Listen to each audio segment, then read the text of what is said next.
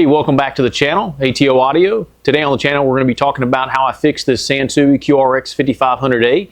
And so it took me a lot of time and a lot of effort to get this thing fixed, but I think you guys will appreciate the journey, and I've gotten a lot of requests to show what I do or how I use my train of thought to fix things, and so I'm going to do that today. But first, a little background on this unit. And so as you can, if you remember on the previous video, we did an unboxing on this unit, and this unit came from eBay, and the title of that was, it powers on, don't know if it works, for parts only.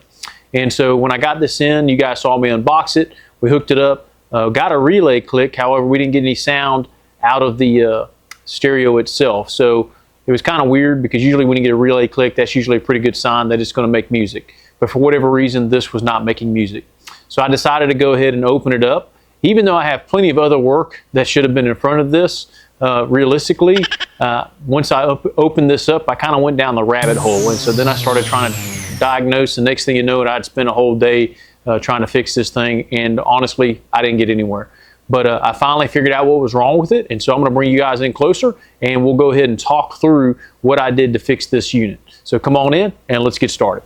So the first thing I did was take this out of the case. And this particular unit, the case is all the way around it, so you literally slide this entire thing outside of the case. Kind of a pain in the butt. A lot of the cases just bolt in on the sides, and then you just lift the case off, but this one wasn't like that. So the first thing I did was take off the case, and I noticed this was the protection board / power supply board. And a lot of units have the power supply board as a separate circuit board altogether, but I've never worked on one of these, and this is just how it is. And so this side is really your power supply section. We get our fuses coming in, and then our bridge rectifier, and this is actually the bridge rectifier here as well, which is kind of weird. I'd never seen one of those before. And then our protection side over here. And so as I had this on, this relay would go in protection and out of protection. It's kind of hit or miss, spontaneous, would go in and out. And so I figured my problem was somewhere on the protection board. I'd done a little bit of research, so a lot of people said that, hey, the protection board's kind of finicky, start there. And so I did, and I tested the voltages on it, and I was getting the right voltages, so I didn't think a transistor had gone out. But I'd seen, a couple suspicious caps, so I went ahead and started replacing a couple of the caps. And then there was a resistor here that was out of spec, and so I went ahead and replaced it, and kind of made my own resistor to get to the correct ohms. And actually I have another one that is the exact, kind of looks just like one of these cement resistors that I'm going to be putting in here.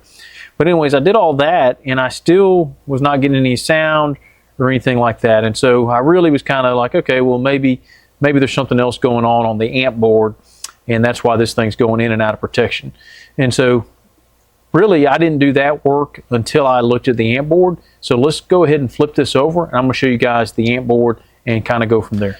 So this is what it looks like on the back of the unit. And so since it's quadraphonic, it's got a lot of different circuit boards to do with that quad channel stuff. And so a lot of stuff that I hadn't seen before. And as you can tell over here, we got just wires everywhere.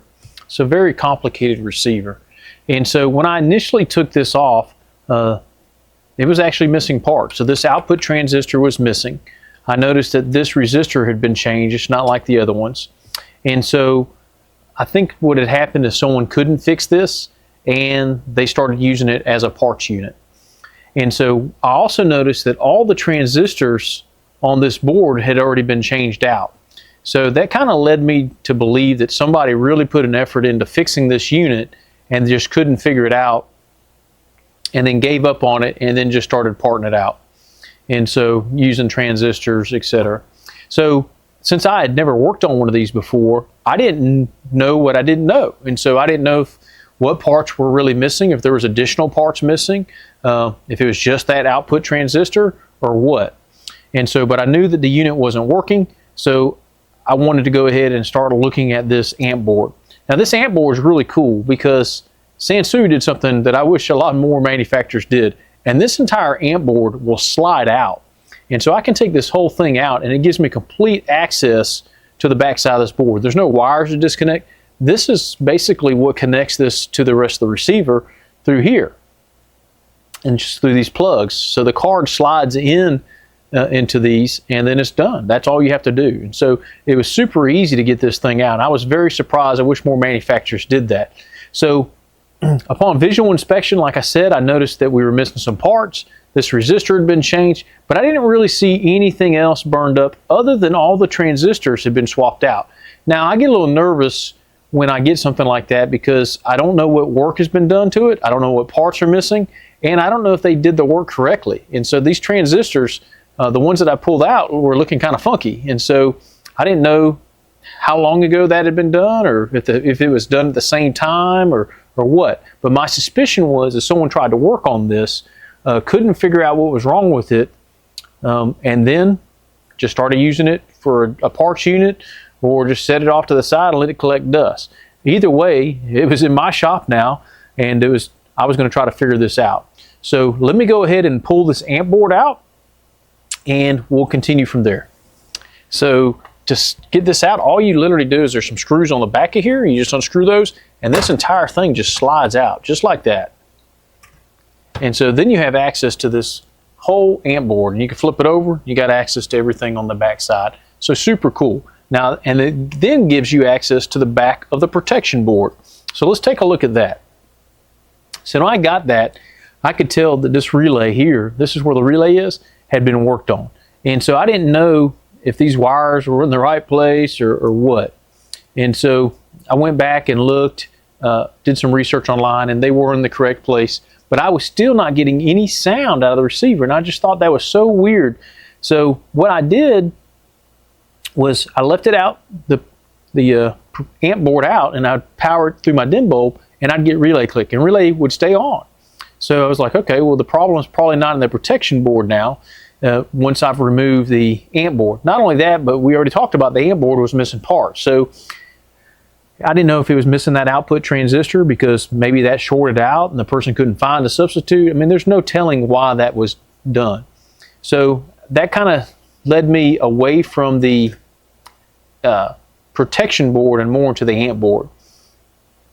But then I started testing to see if I would get a signal from this point here, because I was like, okay, well, the sound, has got to come back into the amp board somewhere. So I started looking on all these terminals here, just looking on my oscilloscope to see if I was getting a signal, and I wasn't getting anything. And my voltages were pretty good. They were right where they needed to be, really, but I wasn't getting a signal. So then I went to the front of the receiver, and here and here on this volume control board, I was getting a signal, and so I knew the signal was in the preamp. It just wasn't getting to the amp board, and I wasn't getting any sound. And when I say I wasn't getting any sound, I wasn't getting any static from the speakers. I wasn't getting anything. So that really made me want to question what was going on the amp board. So I'm going to go ahead and change the camera view, and we'll go and look at the amp board itself. Okay, so as you can tell, this is the amp board. So I've got it completely out. And so there was a couple things I could have done. So I needed to find an output transistor to put here. So I went through my junk pile drawer where I save everything, and I found an actual Hitachi, not the exact same one, but a NPN transistor that had about the same gain as the other ones that I tested. And so I was able to use that. Then I went ahead and I tested all the output transistors and made sure that there was no shorts, nothing wrong with them. And I didn't find anything wrong with the output transistors, save this one here was shorted. So this one was shorted and this one was missing. And so I knew something had happened over here at some point because this resistor was swapped out. So, and then this resistor wound up being slightly off, so I went ahead and changed it, but it was actually, I don't think it was unrelated to the short. So that's kind of what I had to go on. Now, like I mentioned before, all the transistors, and I mean all the transistors, and here they are, were all changed out on this board previously. And so there was a ton of transistors. I'm not even showing you guys all the transistors that were swapped out on here, and I had no idea of knowing if they had done it correctly. Not only that, but I was looking at some of their transistor substitutions, and honestly, I didn't think they were good substitutions. I think they used what they had, and So I didn't agree with their substitutions. Maybe it was the best they could do back then. I have no idea. I didn't know if the pinout was correct, whatever. So instead of going and taking one transistor out and checking it and putting it back in, I just decided I was going to put all new transistors on this board anyways. I knew the outputs were good at this point. This one was shorted, this one was missing. So I had to find another one for this one as well, which I actually had the exact same. I had two of these, so I was able to swap it out. So solved that problem. And then I went ahead and I swapped out all the transistors on here. And then I actually tested all these transistors, and I didn't find a bad transistor. So none of those transistors that I pulled, the pre-drivers or the drivers, were bad. But I said, I just didn't want to waste my time pulling one at a time. If I had it out, I was just going to replace it with the modern equivalent. So I did that. So once I did that and I resoldered everything back onto the board, I was really starting to question, because as you guys can see, and I'll see if I can zoom you guys in, there's a lot of bare copper parts. And I've really never worked on anything that had that many bare copper parts on it. Usually there's always solder over everything. So I really started questioning whether there was other missing parts. Like, I had no idea, nothing to base this on. And not only that, but there were trace damages as well that I had to repair. So you'll see here that I had to replace, run a jumper wire to replace some of this. So I just kind of went and I replaced all those transistors and kind of hoped for the best. So I hooked it up to my dim bulb tester, put this back in the receiver, and you know, my bulb didn't light up, but I was still not getting any audio signal or any signal at all going through this amp board. So I was really getting pretty frustrated at this point, because I had absolutely no idea what was wrong. To me, it just seemed like there was no signal going to the amp board, so there was nothing coming out at all. No static, no nothing. So then after that, then I went back to the protection board and I started looking at that relay. And I tested that relay as best as I could, and the relay seemed to be working, but just in case, I went ahead and jumpered the relay, so then that way that I just remove the relay out of the equation altogether. So let me go back to that view, and then I'll show you guys what I'm talking about. Okay, so here we are on the back side of the board again, and this is that power supply / protection board, and here's the relay right here. So let me zoom you guys in so you can see exactly what I'm talking about. So because I couldn't find anything wrong else on the amp board, I still wasn't getting an audio signal. I thought maybe that this relay was bad, and even though it was clicking over, it wasn't allowing, I don't know, the audio signal to go through it. And I was kind of grasping at straws at this point. So I checked for continuity on the pins, and you know, when the relay clicks in, you should have continuity between here and here on each of these pins. So this pin and this pin, you should have continuity. This pin and this pin, you should have continuity, you know, and so forth. Now, when it's on and the relay comes out of protection, then you should have continuity between here and here. So let me show you what I'm talking about on my multimeter.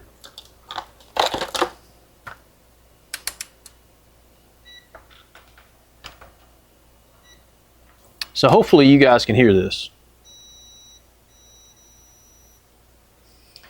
And so that's the continuity. So if I check here to here, nothing. If I check here to here, I mean, I'm checking in the wrong place, I'm sorry. So continuity. So when the relay clicks over, I should have continuity between these two pins. And I wasn't getting that. Now on all the other pins, once the relay clicked over, I was getting continuity. But for whatever reason, on this pin here, when the relay clicked over, I wasn't getting continuity. So then I was like, okay, there's got to be something wrong with the relay. So what I did is, instead of allowing the relay to connect these two pins together, I basically just put a jumper wire in between, or connected this wire directly to it. So that way that I've removed the relay out of the equation altogether. Put the amp board back in, hooked it up to my dim bulb tester, and guess what? Still no audio signal, not static, nothing, just a dead channel altogether. So I was, at this point, I think that I called it a night that night. I was getting super frustrated. I had no idea what was going on. And so I called it a night. So let me zoom back out. So at this point, I had spent a lot of time on the protection board. I had spent a ton of time on the amp board to no avail. I'd replaced all the transistors. I'd tested all the output transistors, and I still got nowhere. So I decided to, one, say a prayer. I think God works in mysterious ways, and He even likes to hear it when we have simple asks or silly asks, such as working on a quadraphonic receiver. Two, I took a step back and I went and looked at the schematic. And so I'm going to go ahead and bring up the schematic on the next camera shot so you guys can see what I was looking at. Okay guys, so here are the schematics for the amp board and the protection board. And so I know this is probably going to be hard to see, so I'm going to do my best to describe what's going on here and kind of my train of thought, and maybe explain how the receiver works a little bit. That way it makes a little more sense. So let me see if I can zoom in a little bit more. I think that's going to be as good as I can get it for you guys. So the amp board, protection board. So the way a stereo works is that, you know, we get an audio signal into the amp board, and we got our speaker outputs that go to our relay on the protection board. And so here is the relay right here. And so these marked in yellow is the output to the protection board, and that comes into the protection board here where it's marked in yellow again.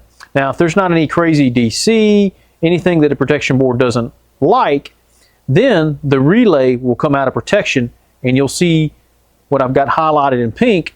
Well, that goes directly to the speakers, or really the speaker selector switch, which goes to the speakers. So in theory, if everything's working, you get a good signal, goes into protection board here, and then the protection relay likes what it sees, comes out of protection, and then sends a signal to your speakers, and you have wonderful music.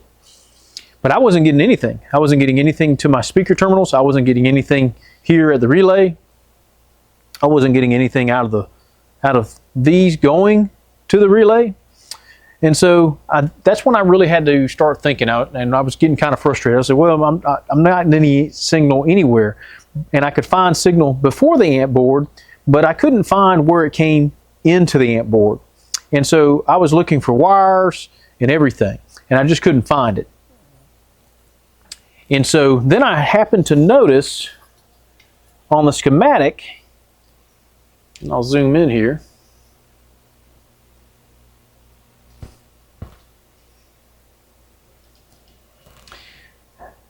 these little circles on the other side of the board. And I didn't know what those were. So then I was like, okay, well, let me look and see what those were. And so I went back to the big schematic, and I was able to find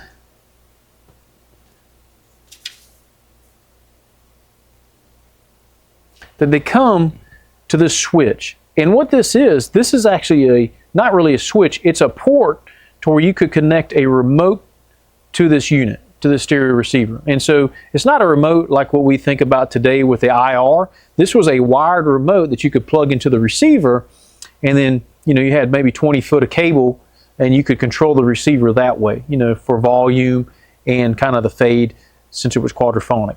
So I was like, okay, well, that's not where it's coming from. You know, the signal's not coming from that remote, So I kind of wrote that off initially, which would turn out to be a mistake on my part. So fast forward hours ahead, I've sat here and I've looked at these schematics.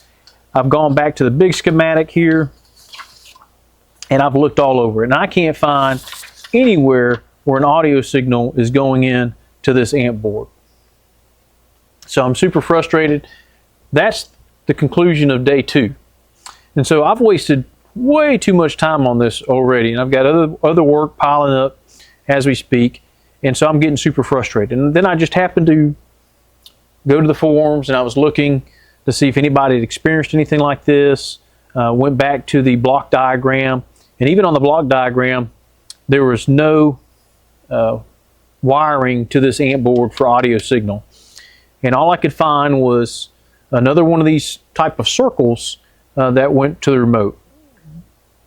So I had to go to work the next day, so I kind of put this to the side, and while I was goofing off, I happened to notice that one of these receivers had come up on Facebook.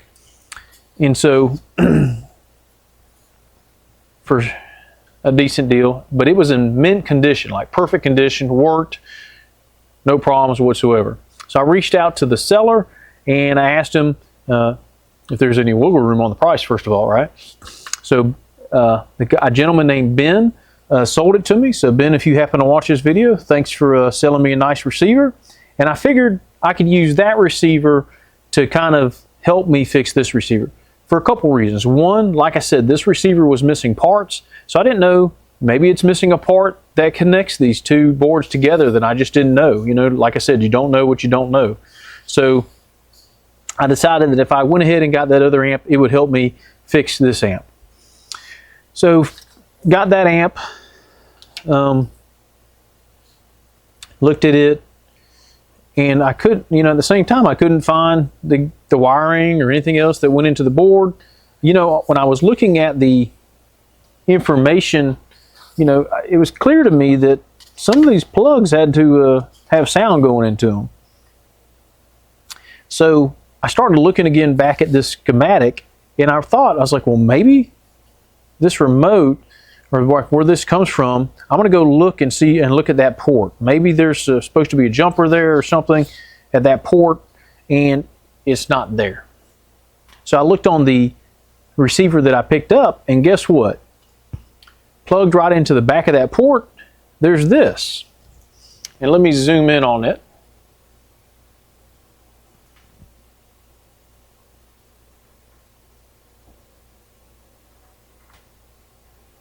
There's this little plug in that where the remote goes, and it actually unscrews.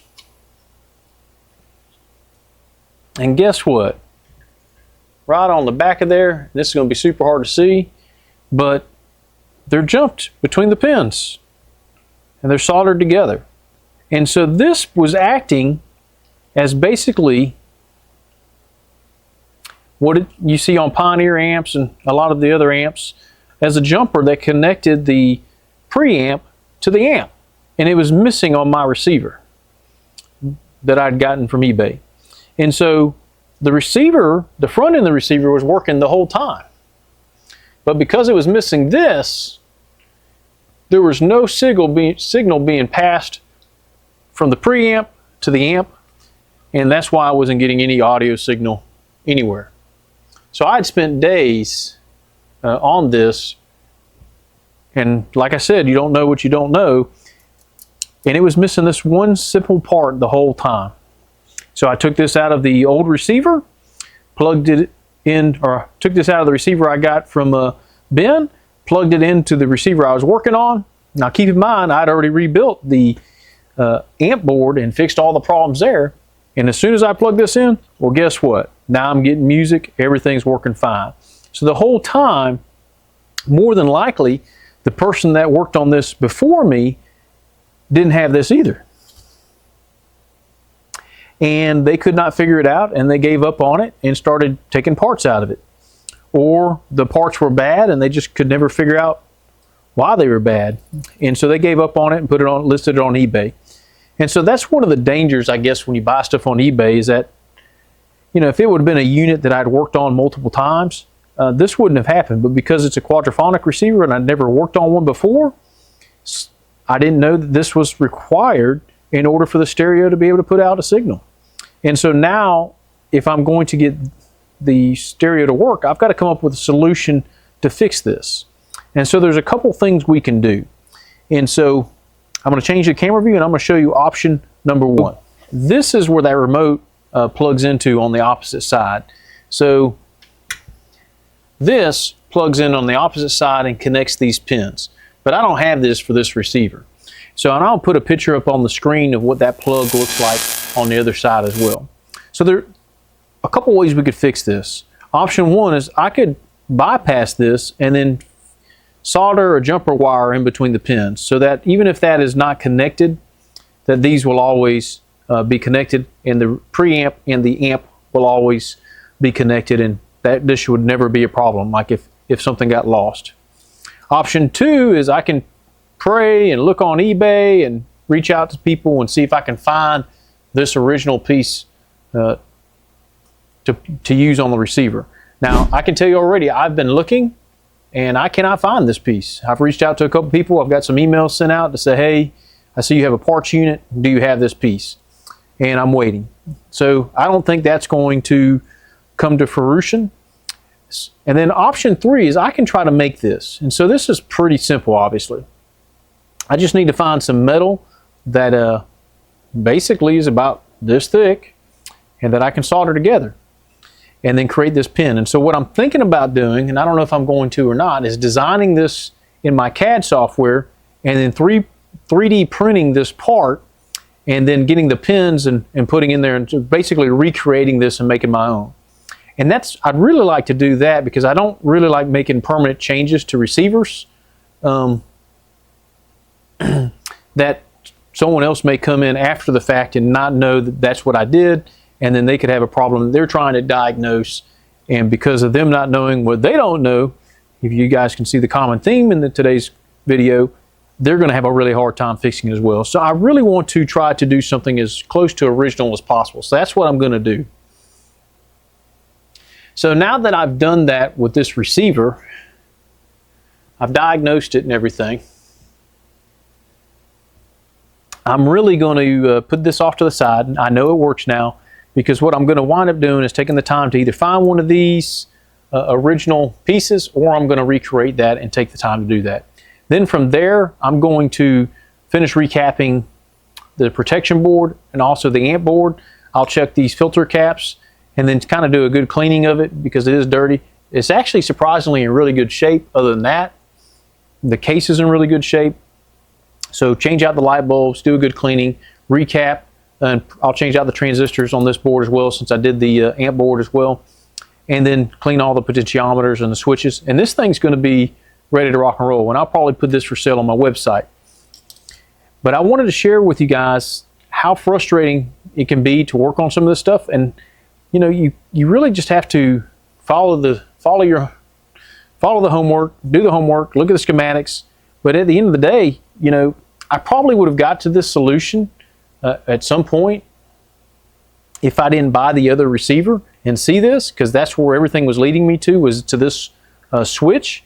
But who knows, maybe that would have been another day's worth of wasted time. So I just wanted to show you guys how I got this stereo working, and some of it was luck and some of it was skill, you know, leading me to this remote control switch, you know.